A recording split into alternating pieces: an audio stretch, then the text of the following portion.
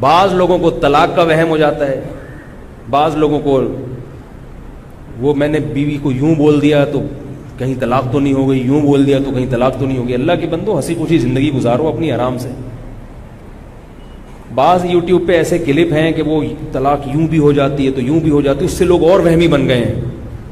یہ جو مسائل کا علم ہے نا, جب تک کوئی واقعتاً مستند مفتی نہ ہو اس کے بغیر آپ کلپ ہی نہ سنا کریں. دیکھو علماء کی بھی نا مختلف فیلڈ ہوتی ہیں جس میں وہ اسپیشلسٹ ہوتے ہیں. اب آپ معدے کے ڈاکٹر کے پاس جا رہے ہو گلا دکھانے کے لیے, ٹھیک ہے وہ جنرل فزیشین بھی ہے لیکن گلے کا ماہر نہیں ہے, وہ پیٹ کا اسپیشلسٹ ہے, تو آپ اس کو معدے کی بیماریاں دکھاؤ اس کو.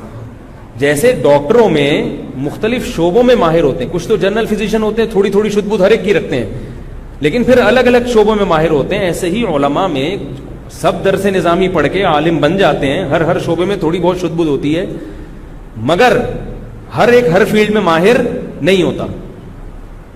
اب جو حدیث کے علم میں ماہر ہے وہ فتوے میں ماہر نہیں ہوتے. سمجھ میں آ رہی ہے بات؟ بعض علماء علم حدیث میں بڑے ماہر ہوتے ہیں, سندوں کی بحثیں ان کو بہت یاد ہوتی ہیں کہ یہ راوی کمزور ہے, یہ ثقہ ہے, یہ قابل اعتماد ہے, یہ حدیث صحیح ہے ضعیف ہے, لیکن فتوے کی لائن میں وہ زیرو ہوتے ہیں, فتویٰ نہیں لیا جائے گا ان سے. فتویٰ بالکل ایک الگ فیلڈ ہے کہ مسئلہ کیا بتانا ہے, زمانے کے لحاظ سے اس میں کیا تبدیلی ہو گئی ہے, عرف میں کیا تبدیلی ہے. اب وہ ایک صاحب نے کہیں اپنی بیوی سے کہہ دیا تم آزاد ہو, 3-4 دفعہ کا تم آزاد ہو آزاد ہو, ایسے ہنس کھیلتے. اب وہ بیوی نیم مفتی خطرہ ایمان, وہ عالمہ بنی ہوئی تھی, وہ رونے دھونے لگی, کہنے لگی یہ تو طلاقیں واقع ہو گئی ہیں. وہ صاحب میرے پاس آئے, انہوں نے کہا میری بیوی عالمہ ہے, وہ کہہ رہی طلاق ہو گئی ہے. میں نے کہا کیوں ہو گئی؟ آپ نے آزاد آزاد آزاد اتنی دفعہ کا, کوئی لڑائی ہو رہی تھی, کوئی جھگڑا ہو رہا تھا؟ کہہ رہے نہیں میں تو ہنسی خوشی ہم لوگ.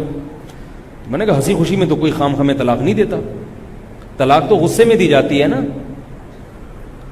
میں نے کہا آپ کی نیت کیا تھی, کچھ اور کسی اور چیز سے آزاد کر رہے ہوگے آپ, سوچو, اس کو یاد نہیں آ رہا.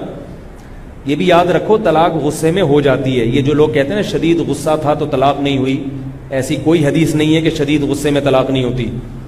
طلاق ہوتی ہی غصے میں عام طور پر. مزے ایک تبلیغی جماعت کے عالم تھے, ان کے پاس کوئی آیا, کہنے لگا میں نے غصے میں بیوی کو طلاق دی ہے. انہوں نے کہا کہ ہو گئی ہے. انہوں نے کہا بہت سخت غصے میں تھا میں. انہوں نے کہا ایسے کوئی بھی نہیں کہتا کہ جا میری پیاری تجھے طلاق, غصے میں ہی ہوتا یہ کام.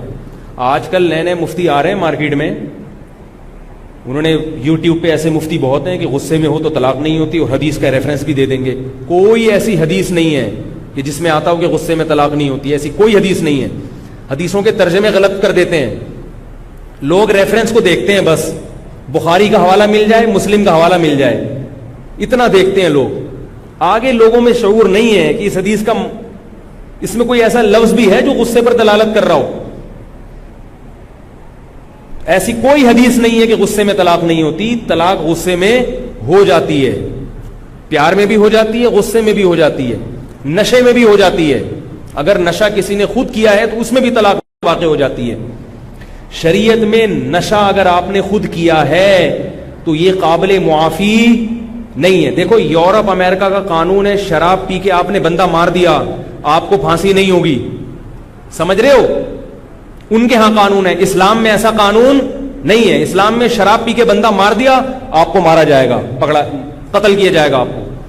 آپ نے شراب پی کے کسی کو گولی مار دی تو شریعت کیا کہتی ہے, اس کو بھی گولی ماری جائے گی, قصاص لیا جائے گا. وہ کہے میرا دماغ ہوش میں نہیں تھا تو اس کو یہ کہا جائے گا کہ دماغ ہوش میں جو آپ کا نہیں تھا, آپ کے اپنے اختیار سے نہیں تھا, خود پی رکھی تھی آپ نے, کس نے کہا تھا آپ کو پیو؟ ایسے کیسز ہم نے دیکھے ہیں کہ شراب پی اور بندہ مار دیا. تو وہ پی کیوں تھی آپ نے؟ آپ کو پتا نہیں تھا کہ جب پی جاتی ہے تو بندہ بھی مارا جا سکتا ہے, کچھ بھی ہو سکتا ہے. تو جو آدمی شراب پی کے بیوی کو طلاق دے گا اس کی طلاق واقع ہو جائے گی. سمجھ رہے ہو مسئلہ کہ نہیں سمجھ رہے؟ آج کل یہ بھی فیشن چل پڑا ہے, شراب پیتے ہیں, نشہ کرتے ہیں, طلاق دے دیتے ہیں, کہتے نہیں ہو جاتی ہے. اور جو کہتے ہیں نا میرا دماغ کام نہیں کر رہا تھا نشے میں, اس سے کہو پھر بیوی کو کیوں دی, ماں یا بہن کو کیوں نہیں دے دی طلاق تم نے؟ بہت مشکل ہے سمجھانا. آپ لوگ تو ماشاءاللہ کوئی بھی پی وی کے نہیں آیا نا الحمدللہ, تو آپ کو تو سمجھ میں آنا چاہیے بھائی. اگر وہ کہتا ہے میرا دماغ کام نہیں کر رہا تھا تو سوال پیدا ہوتا ہے کہ پھر بہن کو کیوں نہیں دے دی طلاق, ماں کو کیوں نہیں دے دی, بھائی کو کیوں نہیں دے دی؟ اس کا مطلب پتا تھا کہ یہ بیوی ہے, اس کو ہوتی ہے طلاق. تو چاقو مار دے گا تو لگے گا کہ نہیں لگے گا, اور قصاص لیا جائے گا. ایسے ہی طلاق بھی ہو جاتی ہے. تو میں عرض کر رہا تھا کہ مسائل جو ہیں جو باقاعدہ اداروں سے فارغ ہوتے ہیں, مستند مفتی, ان سے پوچھا کرو جن کے پیچھے کوئی ادارہ ہو. یہ نہیں کہ تھوڑے دن میں کوئی بھی اٹھ کے تحقیقات عوام کے سامنے مارکیٹ میں لا رہا ہے اور لوگ پھر اس سے مسائل پوچھ رہے ہیں. یہ جائز نہیں ہے. اگر آپ اس کو فالو کریں گے تو کل قیامت کے دن آپ سے سوال ہوگا. لوگ کہتے ہیں وہ دلیل سے بات کر رہے ہیں, ہر ایک دلیل سے بات کرتا ہے. آپ میں دلائل کو سمجھنے کی صلاحیت نہیں ہے, یہ آپ تسلیم کر لیں. اپنی جہالت کا اعتراف آج کل لوگوں سے ہوتا نہیں ہے, یہ بڑی مسئلہ ہے. ڈاکٹر کے سامنے اپنی جہالت کا اعتراف کریں گے کہ آپ معدے کے ماہر ہیں, مجھے نہیں پتا, جی آپ کو پتا ہے. ENT اسپیشلسٹ کے سامنے اعتراف کر لیں گے, ڈاکٹر صاحب آپ چاہے تو کاٹ دیں, آپریشن کر کے گردہ نکال دیں, چاہیں تو نیا لگا دیں, چاہیں تو ڈائلسس پہ لے آئیں, آپ زیادہ جانتے ہیں, میں تو جاہل. جہاں عالم مفتی کی بات آئے گی کوئی آدمی اپنے آپ کو جاہل تسلیم کرنے کے لیے تیار نہیں ہے. یہ بہت بڑا المیہ ہے, قرب قیامت کی علامت ہے. یہ اعجاب کل ذی رأی برأی, ایک روایت میں آتا ہے کہ ہر آدمی اپنی رائے کو سب سے بڑھ کر سمجھے گا کہ میری رائے ہے نا, وہ ویسی کوئی رائے نہیں ہے کسی کی. تو بعد میں کیا کر رہا تھا, جلدی سے موضوع کی طرف آتا ہوں.